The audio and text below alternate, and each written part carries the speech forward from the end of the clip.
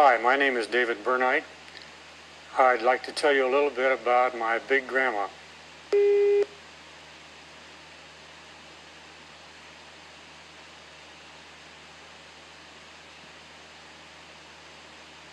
Some of my favorite memories are about Big Grandma.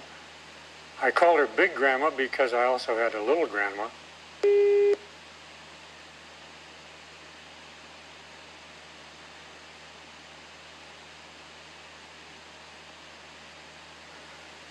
Big Grandma wasn't fat, she was just big.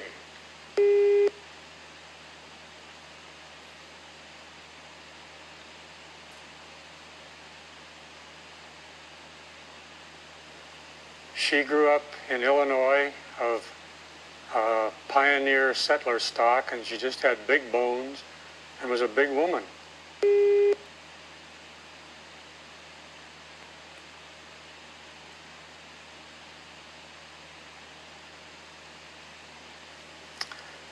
When my mother was 13, Grandpa died, and so Grandma took over and went to work and raised all 3 children herself.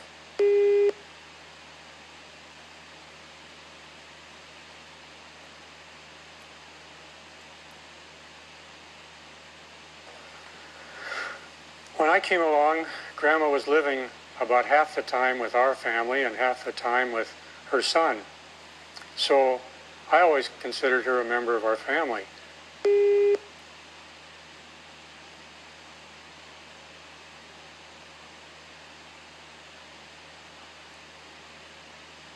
She would wash dishes and do the ironing and help my mother a lot. And I enjoyed Big Grandma.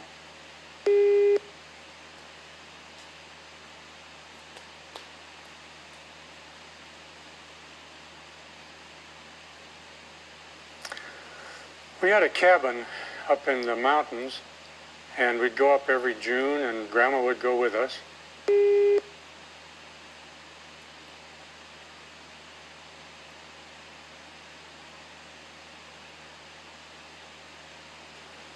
And after the sweeping and dusting and bringing down the cobwebs was done, Grandma would go for hikes with me.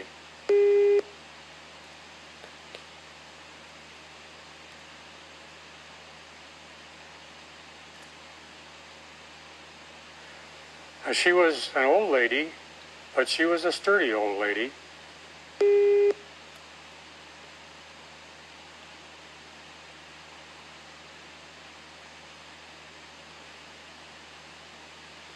She always took along a big walking stick, and she told me that it was to kill rattlesnakes with.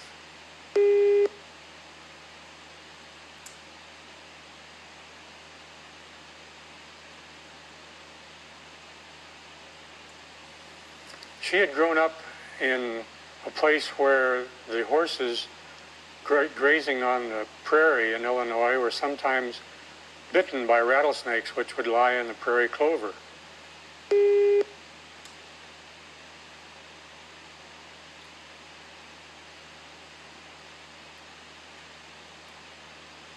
And so Grandma hated rattlesnakes, and whenever she would see one, she would kill it.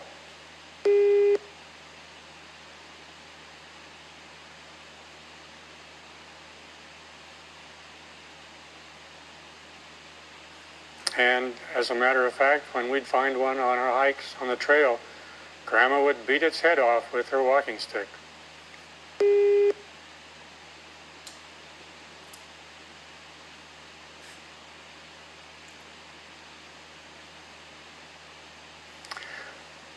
I think one of the funniest things that happened was one day when my dog Laddie cornered a skunk underneath our cabin.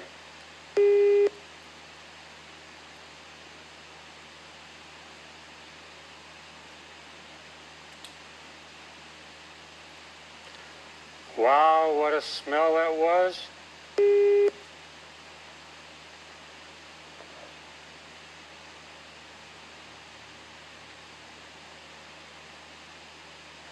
But Grandma was not even concerned.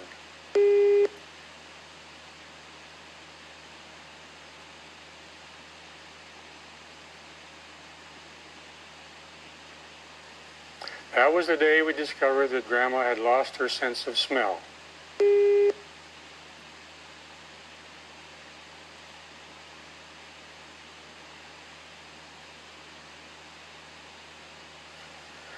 And as a matter of fact, now we understood why she'd been complaining lately that food just didn't taste as good as it used to. Because when your sense of smell goes, you lose your sense of taste too.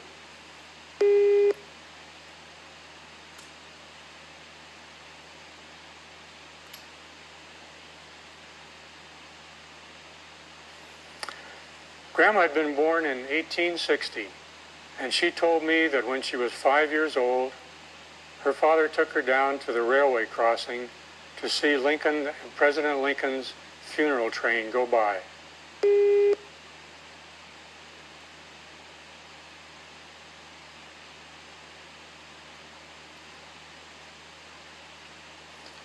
To have that kind of living contact with our nation's history always thrilled me when I thought about it.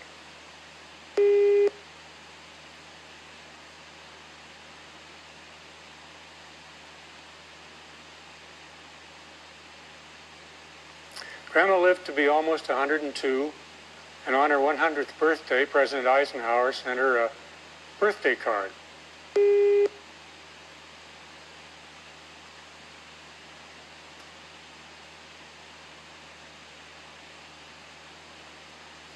Of course, he sent birthday cards to every 100-year-old person, but we always thought that it was very special because Grandma was very special to us.